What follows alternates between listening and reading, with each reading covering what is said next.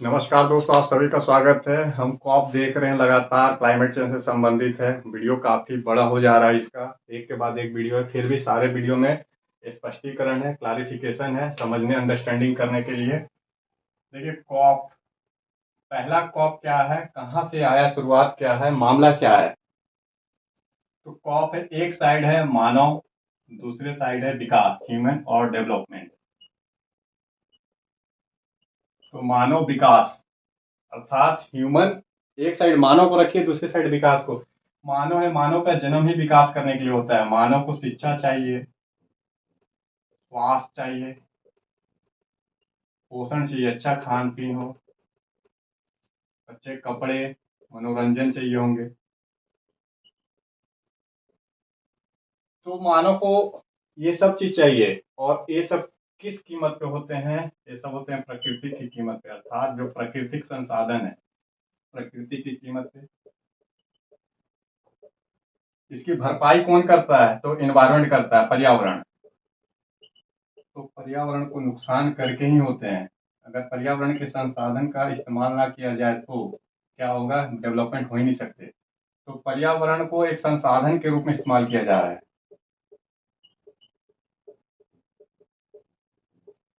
Result ये है, पर्यावरण का लगातार क्या है, डिग्रेडेशन हो रहा है। पर्यावरण का जो गुणवत्ता है, क्वालिटी है, वो लगातार गिरते जा रहे हैं। जैसे वायु प्रदूषण हो रहा है,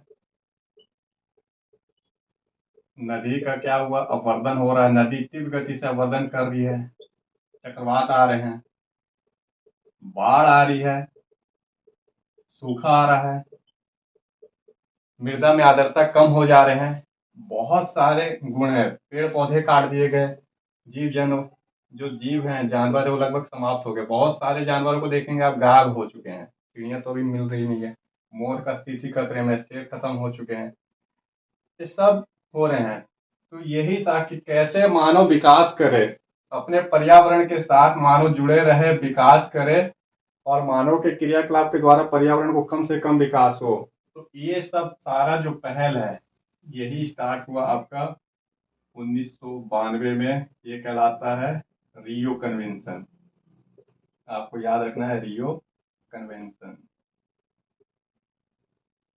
इसे बोलते हैं पृथ्वी सम्मेलन भी, पृथ्वी सम्मेलन।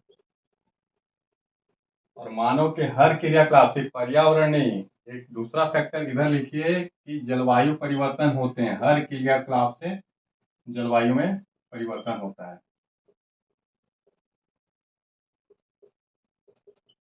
तो मैं आपको भी जलवायु परिवर्तन थोड़ा सा समझाऊंगा, बाकी तो आप वीडियो देखते रहिए।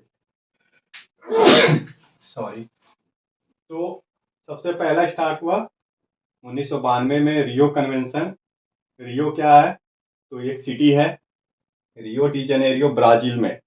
ब्राजील की राजधानी ब्राजीलिया है, पर रियो डी जनेरियो इसकी सिटी है। यहाँ पे सम्मेलन हुए, देश के सारे प्रतिनिधि मिले। 1992 की बात है। इसे पृथ्वी सम्मेलन भी कहते हैं। तो दोनों है जिसपे बात किया गया, मानव, डेवलपमेंट, जलवायु परिवर्तन, इन्वायरमेंट, सब पे बात किया गया। इसके बाद है, थोड़ा सा ही कंसेप्ट बताऊंगा आपको जलवायु परिवर्तन को लेके, कि कॉप 27 तक का सफर हुआ, अभी कॉप 28 रनिंग में चल रहे हैं। तो जलवायु परिवर्तन एजेंडे में आ चुका था, जलवायु परिवर्तन एजेंडे का विषय बन चुका था। लगातार सरकार इस पे बातचीत कर रही थी, इंटरनेशनल कम्युनिटी बातचीत कर रही थी जलवायु परिवर्तन को। क्योंकि जलवायु परिवर्तन से क्या हो रहे हैं, एक्सट्रीम पर्यावरण घटना घट रहे हैं। बाढ़ आ रहा है, सूखा आ रहा है, हीट वेव चल रहे हैं, हीट वेव चल रहे हैं। जो समुद्री द्वीप हैं, समुद्री द्वीप, देश, ये सब जलमग्न हो रहे हैं, डूब जा रहे हैं। मुंबई का स्थिति खतरे में, श्रीलंका, मालदीव, बांग्लादेश आदि भी जो द्वीप राष्ट्र हैं, उनका तो स्थिति खतरे में है। ताइवान कब तक जिंदा रहेगा, कब तक जीवित रहेगा ताइवान? रिजल्ट ये रह रहा है कि जलवायु परिवर्तन को एक इंटीग्रेटेड रूप से जोड़ा गया, समग्र रूप से, अलग नहीं कर सकते। ना ही कोई एक देश इसको कंट्रोल कर सकता है, सारे देशों का एक सहयोग चाहिए होगा। तो 1992 में रियो कन्वेंशन से शुरुआत हुआ। अब बात आ गया 1997 में, क्योटो प्रोटोकॉल। क्योटो प्रोटोकॉल तो ये क्योटो प्रोटोकॉल क्या है? क्योटो सिटी है जापान में, और प्रोटोकॉल क्या होता है? समझौता एग्रीमेंट, ये समझौता। इसमें विकसित देशों को बाध्य किया गया, जो विकसित देश हैं ग्रीन हाउस गैस का अधिक उत्सर्जन करते हैं, प्राकृतिक संसाधन का अधिक दोहन करते हैं, अधिक ग्रीन हाउस गैस का उत्सर्जन करते हैं, उनको बाध्य किया गया कि ग्रीन हाउस गैस का उत्सर्जन आप कम करें। और विकासशील देशों को बाध्य नहीं किया गया, वो उनके स्वेच्छा पे छोड़ दिया गया।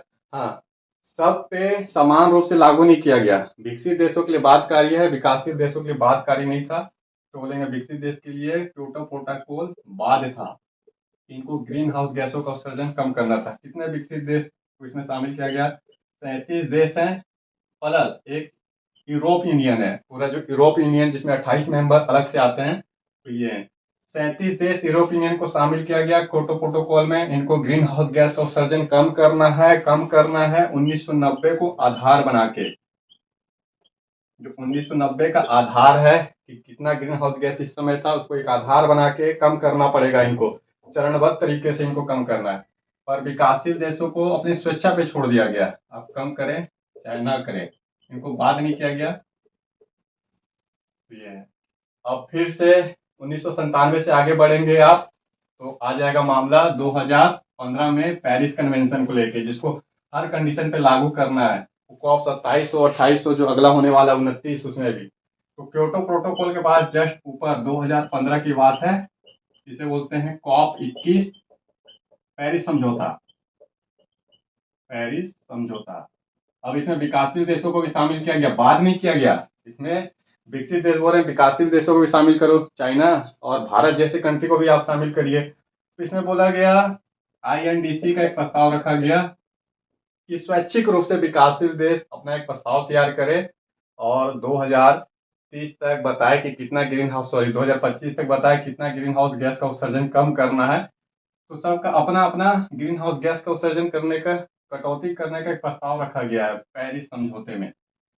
पेरिस समझौते को लागू करना अर्थात विकसित विकासशील देश दोनों के लिए अब धीरे धीरे बाध्यकारी होगा, और आज नहीं तो कल बाध्यकारी होना ही है। देखिए चीन जो है विश्व का सबसे अधिक ग्रीन हाउस गैस उत्सर्जन करता है, तो चीन अपने आप को विकासशील देश बोलता है, वो कैसे बच सकता है ग्रीन हाउस गैस के उत्सर्जन को कम करने से?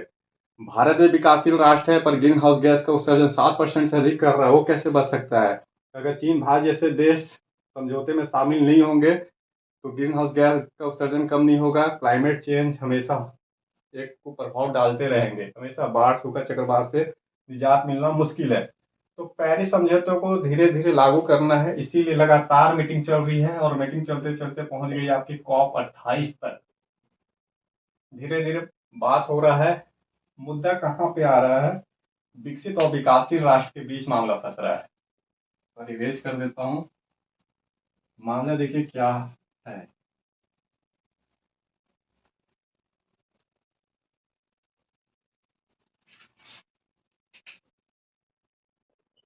मामला क्या है? मामला है फंड का, पैसे का।